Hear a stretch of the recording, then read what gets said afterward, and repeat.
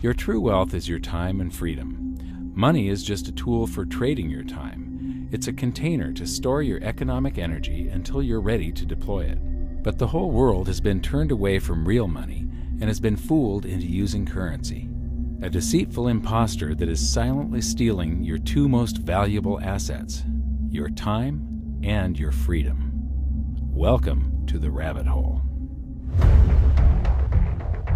We are entering a period of financial crisis that is the greatest the world has ever known.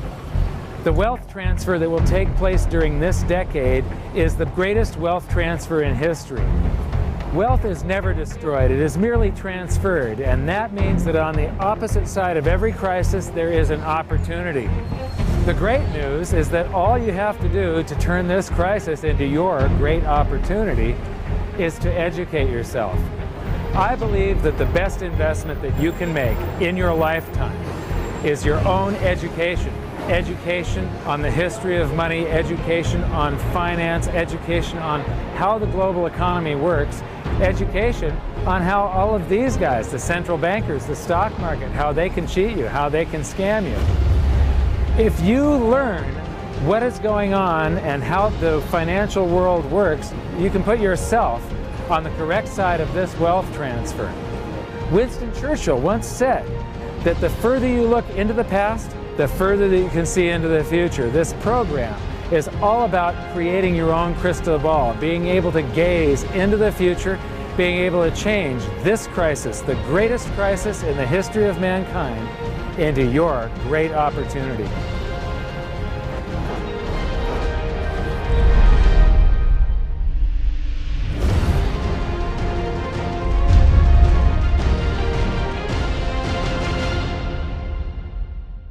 The hidden secrets of money, some of them are hidden in plain sight. They're like right in front of you.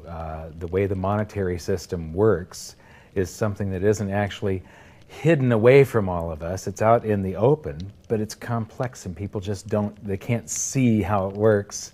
It's hard for them to imagine that we're living in such a hoax. Others are meant to be secret, but the truth is slowly coming out, like the Federal Reserve being a private corporation and not really part of the U.S. government. But when I started studying this, what I found was that there was no place that I could point people to where they could get it all in one spot. And so I basically decided to write my book about it and consolidate monetary history, economics, the markets, fundamentals of gold and silver. There's a lot of smoke and mirrors in economics, and I've sort of made it my job to lift the fog for people.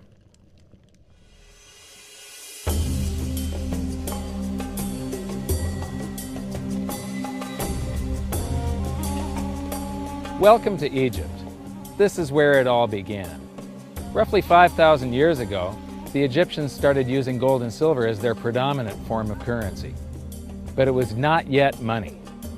The pieces of gold and silver that they were using were odd sizes and weights, odd purities, so it still was not interchangeable, where each unit is the same as the next.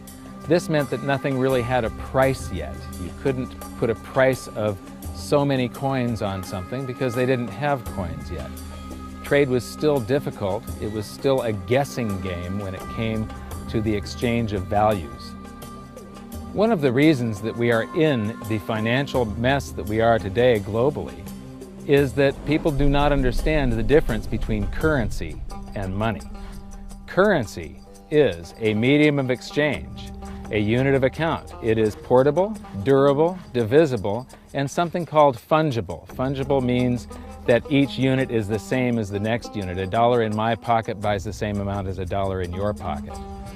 Money is all of those things plus a store of value over a long period of time. Even financial planners, bankers, your accountant, they don't understand the difference between currency and money.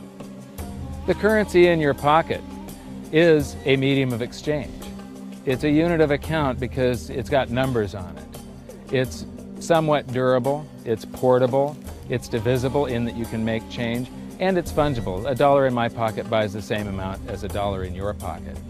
But because governments can print more and more and more of it and dilute the currency supply, it's continually transferring wealth out of your pocket, out of your bank account, to the government and to the banking system.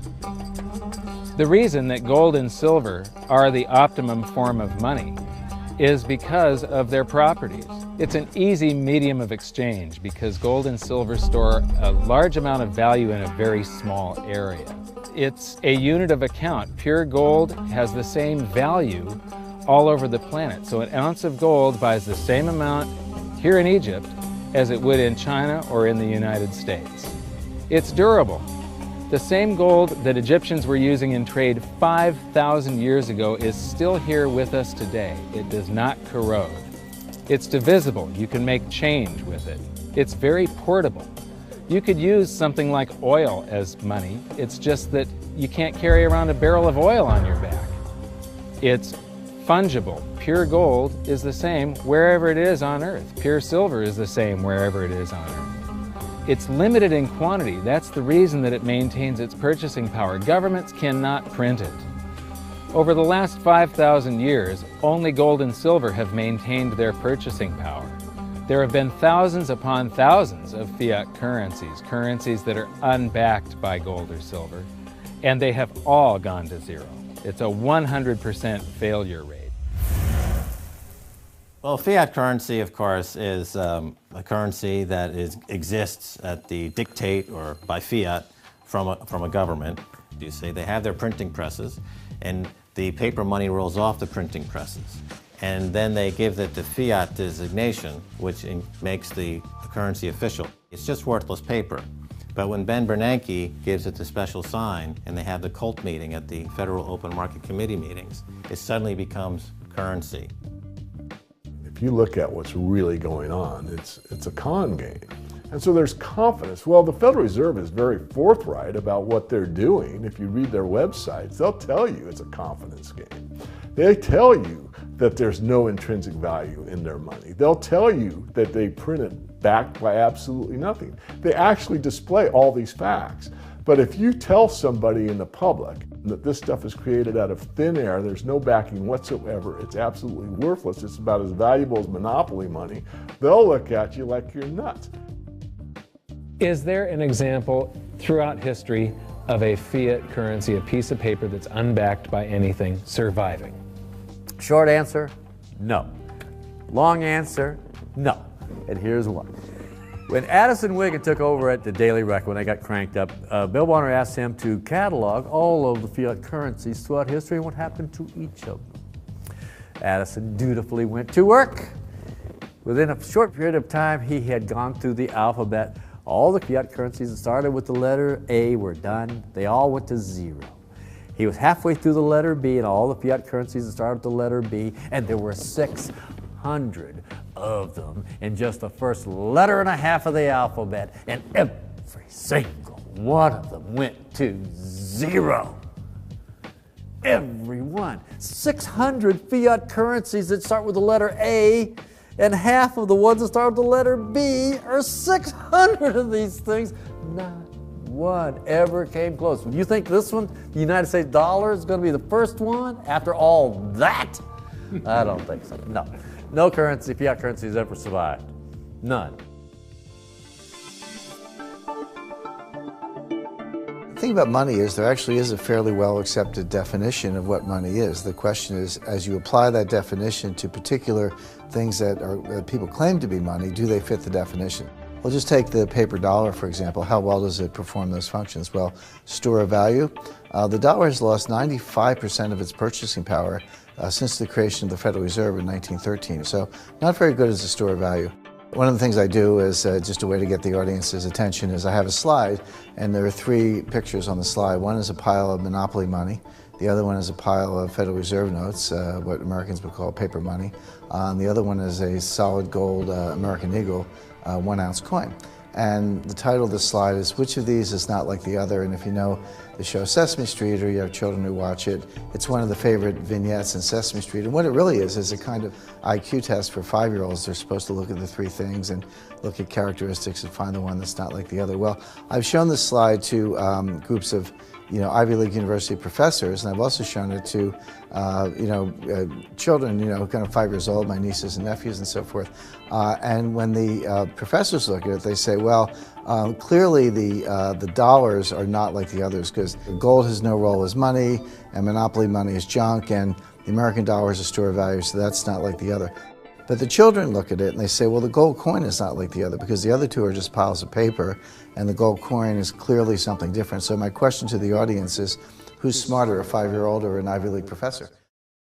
Before World War I, each note that a treasury issued would say that there have been deposited with the United States Treasury $20 in gold coin payable to the bearer upon demand.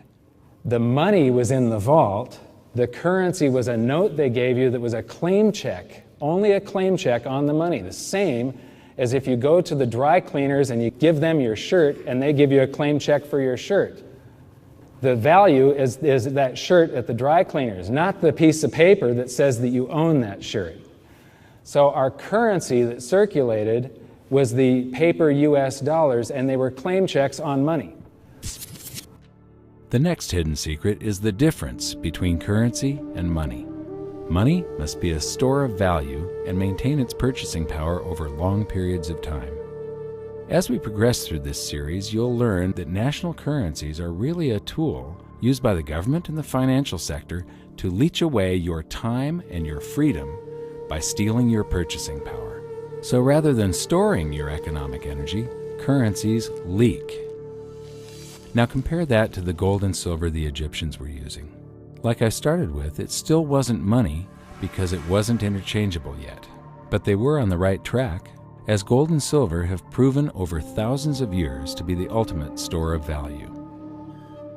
Gold is only formed when a star explodes, a supernova, and it stays around forever. This is one of the properties that make it the ultimate money.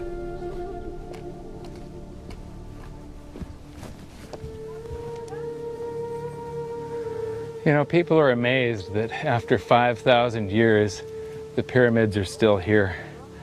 But what I'm more amazed at is that the currency that the people that built this were using, that currency, that gold and silver that they were using in trade on a daily basis, is still around today. It may have been melted down and re-refined, and it's in a coin or a bar or in some piece of jewelry, but it's still with us today, and it still purchases something. Yes, it is the ultimate money because there is nothing else even in the same league. It's divisible, it's permanent, it's a store of value, it's a unit of account. It's got everything you want out of money, but it doesn't go away and it can't be increased. That is what makes gold the most beautiful money of all. What more could you ask out of a money? It keeps governments under control. You can maintain a solvent system. Governments don't like gold at present because they're getting away with the fiat currencies, and they'll do everything they can to discredit it as an asset class. I mean, my goodness, gold has outperformed the Dow Jones Industrial Average in each of the last 7 years, yet it's not considered a legitimate asset class. Why? Again, it's the fear that maybe gold will be imposed on the system, that it will constrain government ability to spend beyond its means. They can't print it. They can't print it, no. The proper definition of inflation, I use Milton Friedman's definition. Inflation is an expansion of the currency supply. Deflation is a contraction of the currency supply. If you expand the currency supply, eventually prices will rise. And if you contract the currency supply, eventually prices will fall. This is a pool, but it's not a pool of water. This is the currency pool. And these are prices. And if you expand the currency supply, prices like a sponge in water have to rise to suck up the excess currency. Governments never stop printing more currency and adding currency to circulation. Therefore, prices keep on going up, not because the stuff that you're trying to buy is changing.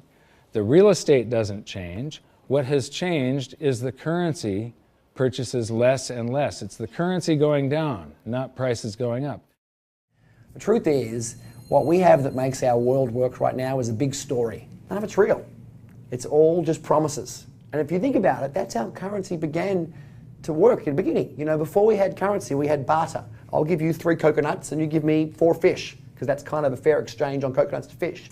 But that got complicated, so we had to invent this thing called money to be a divisible, portable medium of exchange. And the challenge is that we lost that a long time ago, when we lost having things of value be our currency, and now we have this thing called numbers and accounts. But trust me, it is not real. It's a big made-up story. One of the biggest make-believe stories ever is called quantitative easing, which sounds complex, but it's really just a smoke and mirrors term for currency creation. QE started with the banking bailouts back in 2009. This currency was created out of thin air and then given to the banks, who paid themselves record bonuses in reward for crashing the world economy. This is a global phenomenon, but all you have to remember for now is that whether it's QE bailouts or stimulus programs, these are all just voodoo, hocus-pocus terms for increased currency creation.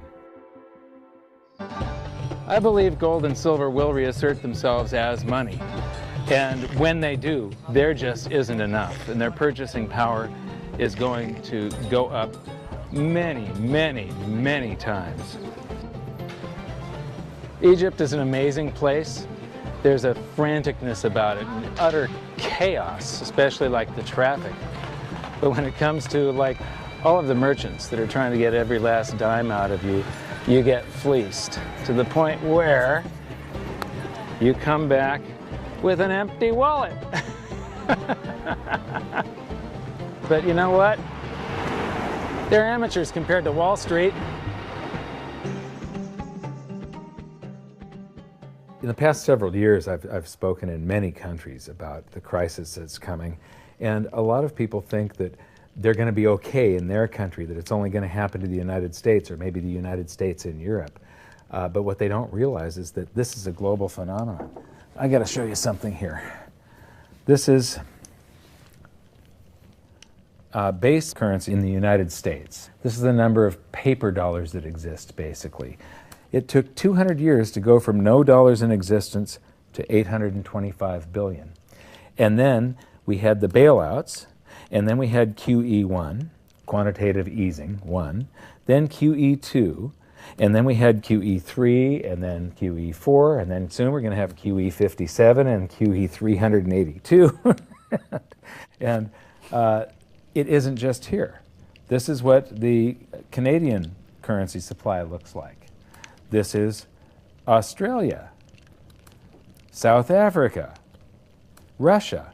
Now, this starts out in just the year 2001, and this is like 18 times more currency in existence in a little over a decade. Here's Singapore, same story. Look at that, since the crisis, just bam. India, China, every government on the planet is doing this insane deficit spending and expanding their currency supplies, doing bailouts, and history shows that there is no example of this turning out well. It is sometimes amazing that we haven't experienced more inflation than we have. If they keep expanding the money supply so vastly, why aren't our prices growing faster than they really are? And the answer is that a good chunk of the money that the Fed created has been shipped overseas. I remember early in my research, I heard this expression that the Americans have exported their inflation. I thought, what is that? How can you export your inflation? Put it in a box and send it out? What do you do? Well, now I understand. You export your inflation by simply sending all these dollars that you created to these other countries, and then they send you their refrigerators and their cars and whatever, their TV sets. So you get hardware, and they get little pieces of paper. It's a great deal for the American people for a while. For a while. Sooner or later, all of those pigeons come home to roost. When the time comes, as it looks like it's now coming, when the rest of the world is saying, we don't want to play this game anymore, Uncle Sam's dollars are just becoming worthless, there are too many of them, we've got to find something else other than American dollars, then those dollars start to come back to America. People say, we don't want them anymore, what do we do with them? Once this revs up and we've got this little trickle of money coming back that we previously exported, once it becomes a flood and it starts to rush back, now we are getting our former exported inflation brought back to us, and then we'll see the quantity of money inside the United States grow much more rapidly even than the Federal Reserve can create it, because we're getting a previous money back. And that's when we will really see the tanking of the US dollar in terms of what it will buy. During the second round of quantitative easing, global food prices went up 60%. And this created a humanitarian disaster for the 2 billion people on Earth who live on less than $2 a day. These people were hungry to start with, they became hungrier, and some of them started overthrowing their governments in North Africa and around the Middle East. So quantitative easing was the spark that ignited the Arab Spring. So that's it. When you create money, you get some sort of inflation. It just depends on where the inflation goes. It's all going down, down, down. Peasants are reeling from a game of coins and crowns. Given the premise that you have a permanent underclass or poor class, and how does inflation affect them disproportionately, it affects them basically in the percentage of their income that goes to food. And we see this as a ratio, and we know that there are some danger points. For example, in Egypt recently, once that ratio got to 40% of income going to food and the price of food rising due to inflation, when it got to 40%, that's historically a point where people actually stage a revolution. That's exactly what we saw. The French Revolution, similarly, was all around the price of food getting to a certain critical point where people simply, the risk-reward for revolution was favorable toward revolution. When they print it up, then it all goes down. Well, exactly right, because when you have a runaway inflation, it's punishing the very people who are most productive in society. In other words, the people that produce more than they consume and save the difference. The problem is that those productive people, the savers, save in their national currency. And unfortunately, the national currency is just a fiat piece of paper at this point. So when it's destroyed through runaway inflation, that $100,000 that you were hoping to retire on doesn't exist. And the things that you were going to buy with it and provide for others don't exist either. Now what are you going to do? So that all seems pretty scary. However, this is going to happen, and you can only play the hand that you're dealt. But the great news is that gold and silver always end up doing an accounting of the expansion of the currency supplies. Basically, the will of the public and the free markets. When governments do this kind of stuff to their currency supply, they debase it. Eventually it comes back in inflation. People sense the loss of their purchasing power. They rush back to gold and silver, and they bid the value of the gold and silver up in the country until it meets or exceeds the value of all the currency in circulation. This is a process that's been going on over and over again throughout history, except this time it's happening on a global scale. It has never before happened in all countries at once. And that means that this is the greatest wealth transfer in history. Therefore, it's the greatest opportunity in history, and it's not going to happen again in your lifetime. So now we've learned that your true wealth is your time and your freedom. Money is a trading tool that stores the economic energy that is your time and freedom, whereas currencies leak them away. Gold and silver are the ultimate money simply because of their properties. Fiat currencies are based solely on confidence and always return to their intrinsic value of zero. Governments don't like gold because it imposes restraint. Rising prices are a symptom of an expanding currency supply, and gold and silver always account for an expanding currency supply.